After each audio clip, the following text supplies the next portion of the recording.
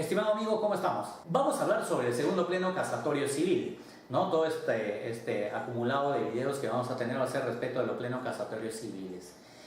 Y esto es el segundo pleno casatorio civil, ¿no? Referido a que si dos poseedores pueden ser declarados propietarios mediante una demanda de prescripción adquisitiva de dominio, ¿no? Es decir, dos personas ingresan a vivir a una propiedad, ¿no? Y los dos solicitan ser declarados propietarios por prescripción adquisitiva de dominio.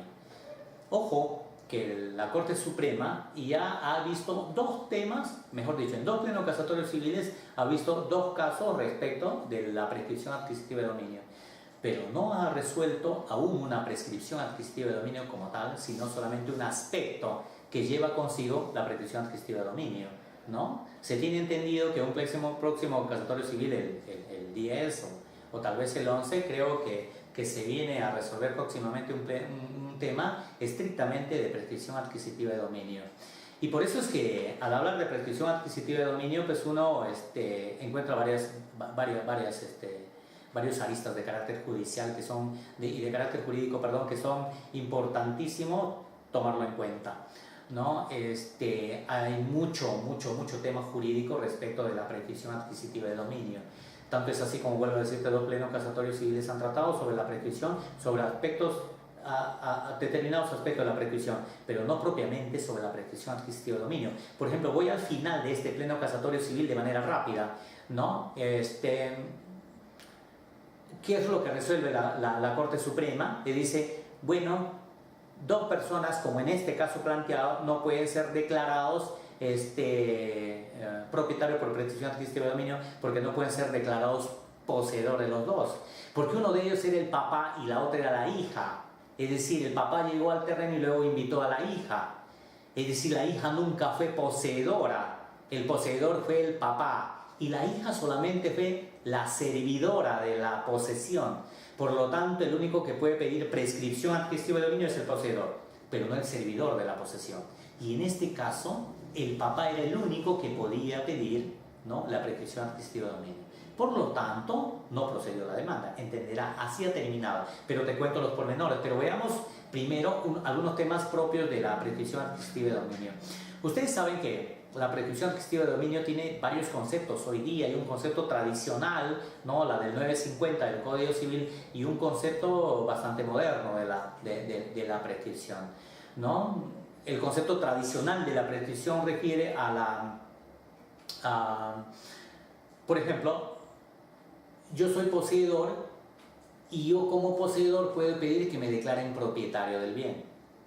Yo poseedor puedo pedir que me declaren propietario del bien, concepto tradicional. Solo los poseedores pueden pedir que le declaren propietario de un bien por prescripción adquisitiva de dominio.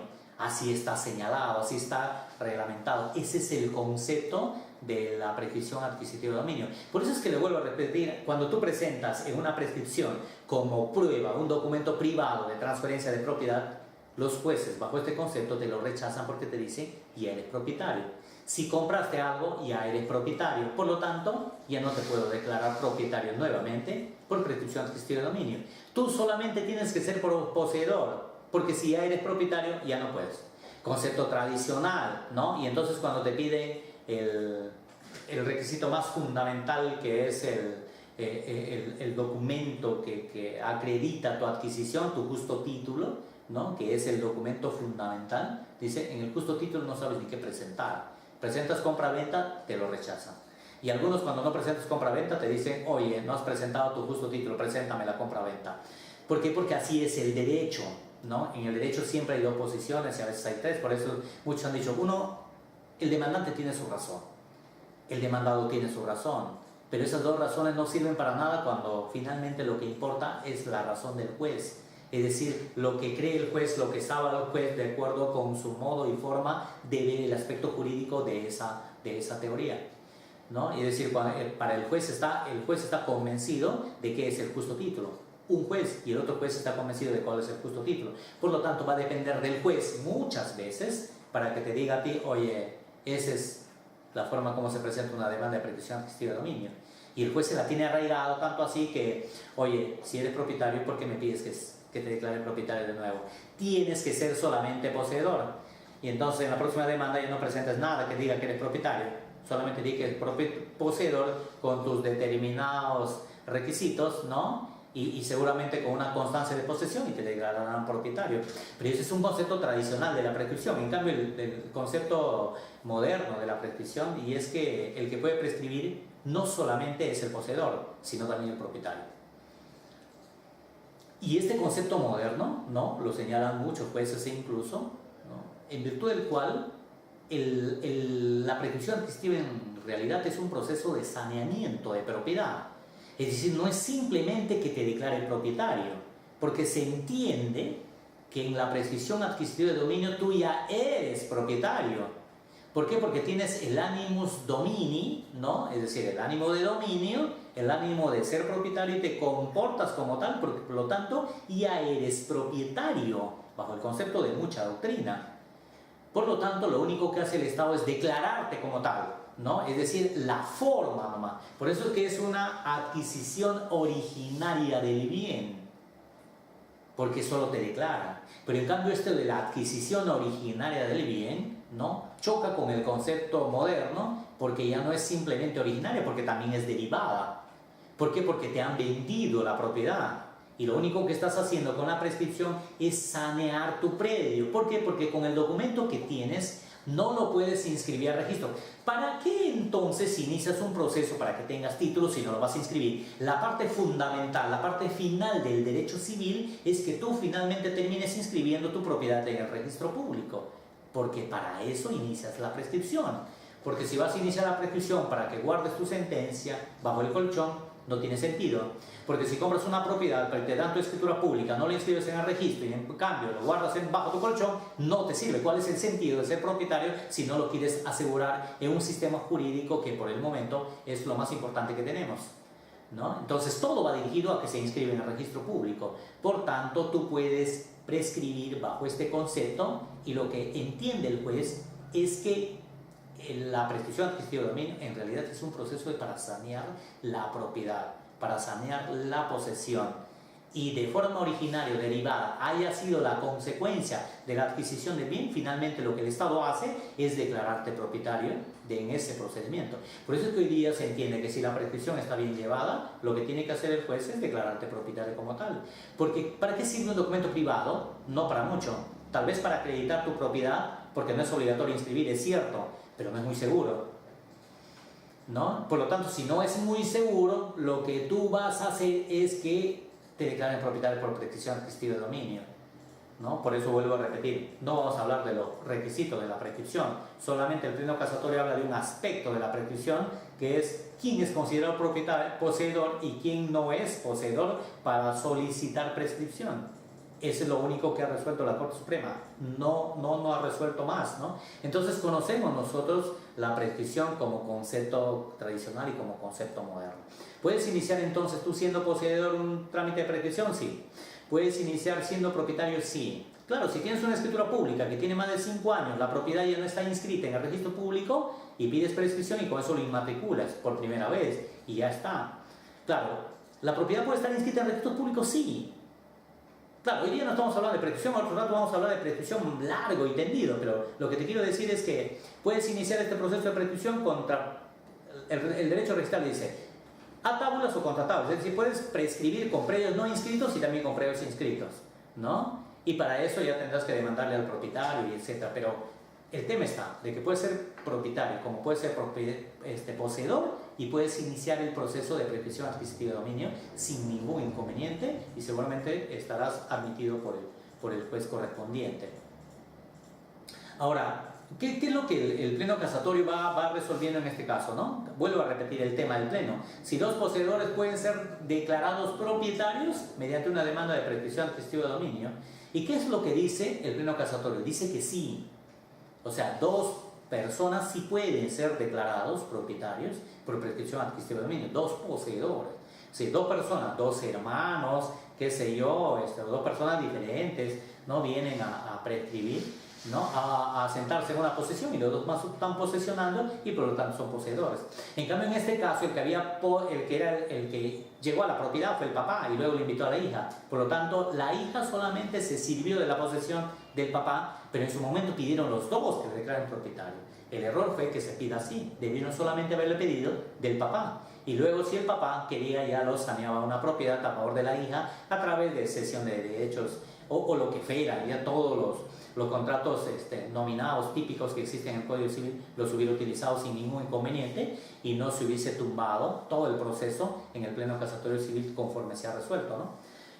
Es decir, dos poseedores homogéneos, o sea, los poseedores tienen que ser homogéneos para que sean admitidos en la prescripción adquisitiva de dominio, no tienen que ser homogéneos. ¿Qué significa eso? Tienen que tener el mismo grado, ¿no? Tienen que tener el mismo nivel, tienen que tener la misma jerarquía, ¿no? Es decir, que ambos disfruten del predio de manera igualitaria. En este caso, no se podía señalar que los dos disponían o disputaban del predio de manera prioritaria. ¿Por qué? Porque la hija recibía órdenes del papá, los hijos reciben órdenes del papá, el poseedor es el papá y la hija, bueno, cultiva acá, cuida acá y etcétera, no tiene una relación de mando por parte del poseedor. Por lo tanto, eso fue uno de los aspectos que dice la Corte Suprema. Los poseedores tienen que ser homogéneos, tienen que tener mismo grado, mismo nivel, misma jerarquía. Dos personas diferentes, ¿no? Dos hermanos, por ejemplo. Ahí hay jerarquía, mismo nivel, ¿no? Y por último, mismo grado. ¿Qué es lo que además señala la Corte Suprema? El Pleno determinó que la hija no tenía la calidad de propietaria, de poseedora, sino de servidora de la posesión. Es decir, que el papá le había dado la posibilidad que habite la propiedad. Los servidores de la posesión son aquellos que están allí y reciben órdenes o encargos del poseedor, ¿no? Pueden ser las empleadas domésticas, pueden ser los guardianes, etc., ¿no? Eso es lo que determina el Pleno Casatorio Civil, ¿no? Y dice, bueno, pues, por ejemplo, le señalo así, el papá está viviendo y luego llegan los hijos a vivir allí y todos quieren pedir prescripción. No es así. Por lo menos ya hoy se sabe, ¿no? Porque antes lo era de esa manera. Hoy se sabe que en la Corte Suprema y a través de este Pleno Casatorio Civil que te sirve como precedente vinculante, ¿no? Tú puedes señalar que, oye, acá está, los dos somos poseedores homogéneos, por lo tanto el Pleno Casatorio me admite a mí presentar una demanda de prescripción adquisitiva de dominio siendo los dos poseedores, ¿cierto? Les hablo de un caso que se ve en este pleno, ¿no? Por ejemplo, cuando el arrendatario, este es un caso que se ve respecto de este Pleno Casatorio Civil, no en el pleno, porque el pleno se refiere al otro, en un caso de desalojo, por ejemplo, ¿no? Cuando el arrendatario ingresa con su familia y en ocasión de los hijos, salen en defensa señalando que ellos no se les ha demandado, ¿no? Porque también son poseedores, ¿cierto? Con este Pleno Casatorio se zanjan varias situaciones jurídicas, porque a ustedes nos habrá pasado esto, porque muchas veces, ¿no? Cuando tú vas a desalojarle a alguien, ¿no? A quien le has alquilado tu propiedad, a quien le has dado en arrendamiento, y no quieren salir porque tú le demandas al papá, y ahí el papá está viviendo con todos los hijos, y luego los hijos salen en la demanda, ¿no? Se involucran en la demanda que le hace al papá de desalojo y dicen, oye señor, a mí no me has notificado, me has violado mi derecho de la defensa y etcétera, etcétera, etcétera. Con este Pleno Casatorio Civil, esta posición que han tenido normalmente los hijos del poseedor se ve totalmente desechado. Por lo tanto, ya no puedes tú decir al juez, señor juez, a mí no me notificaron. ¿Por qué? Porque el juez tiene entendido hoy día, ¿no? Que ellos no son poseedores. Ellos son simples y llanamente no son poseedores, sino servidores de la posesión. Está claro el concepto, ¿no? Por ejemplo, no puede haber dos poseedores en zonas exclusivas, por ejemplo, ¿no? Es decir, nadie puede poseer una parte exclusiva, los poseedores deben tener el dominio total del bien. Por ejemplo, dos personas entran a poseer el bien y dicen, mira, esta es la propiedad, tiene 1 hectárea y de él es la mitad y mío es la mitad. No, así no se puede. ¿No? Así no se puede demandar, ¿no? No puede haber zona exclusiva. Los dos tienen que ser solicitantes de la prescripción, ¿no? Siendo poseedor de la totalidad del bien. Los dos tienen que decir, los dos somos poseedores de la totalidad del predio. No puedo decir, soy poseedor uno de la mitad, otro de la mitad. Porque si es así, deberían pedir cada uno su prescripción por separado, ¿no? Yo soy dueño de la mitad, es una propiedad totalmente independiente y una persona lo pide y el otro lo pide y ya está. Pero no te involucran los dos. O sea, no presentas una sola demanda, tendrías que presentar dos por separado. Tu zona exclusiva será tuya y tu propiedad será tuya. Pero si tú presentas una demanda entre dos, siendo aún poseedor homogéneo, no puedes decir, la mitad es mía, 50%, perdón, una zona exclusiva, la mitad, ¿no? Y la otra mitad es del otro poseedor. No puedes así, te lo van a rechazar. Te lo van a rechazar la demanda porque no admiten zonas exclusivas en este tipo de pleno casatorio, ¿no? En otro video vamos a tratar de la prescripción adquisitiva de dominio de manera muy larga, tendida, ¿no?